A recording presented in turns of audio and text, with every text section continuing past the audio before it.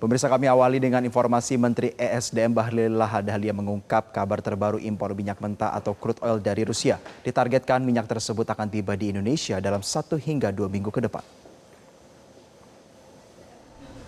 Bahlil menjelaskan proses kesepakatan impor minyak sudah rampung termasuk kontrak kerja antara kedua pihak.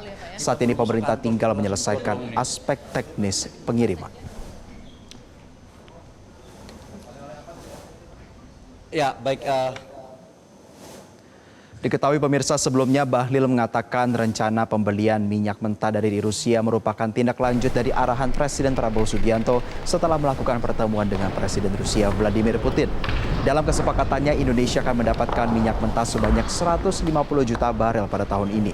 Ada dua opsi yang dipertimbangkan oleh pemerintah. Pertama, mengimpornya langsung dari badan usaha milik negara. Lalu opsi kedua, mengimpor melalui Badan Layanan Umum atau BLU. Melalui opsi kedua, pemerintah berharap mendapatkan kemudahan, termasuk dalam hal pembiayaan. Teman-teman yang kami muliakan, pertama-tama izinkanlah. Meski demikian, Bahlil menekankan Indonesia tidak hanya bergantung pada satu negara dalam memenuhi kebutuhan impor. Pemerintah juga tetap membuka opsi impor dari negara lain, termasuk Amerika Serikat.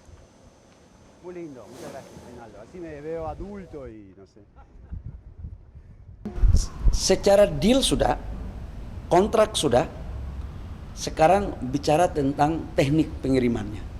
Dan mungkin 1-2 minggu ini sudah bisa. Ya, memang saya dalam pertemuan kemarin di Rusia, saya katakan bahwa salah satu isu yang kita harus selesaikan itu adalah kerjasama Pertamina sama Rosneft, di mana lahannya itu sudah diselesaikan, bahkan investasi JV-nya pun sudah dilakukan.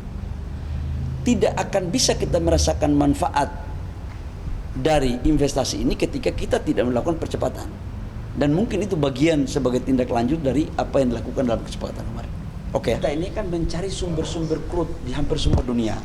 Tidak hanya di Amerika, di Angola, di Nigeria, di Afrika, di Rusia.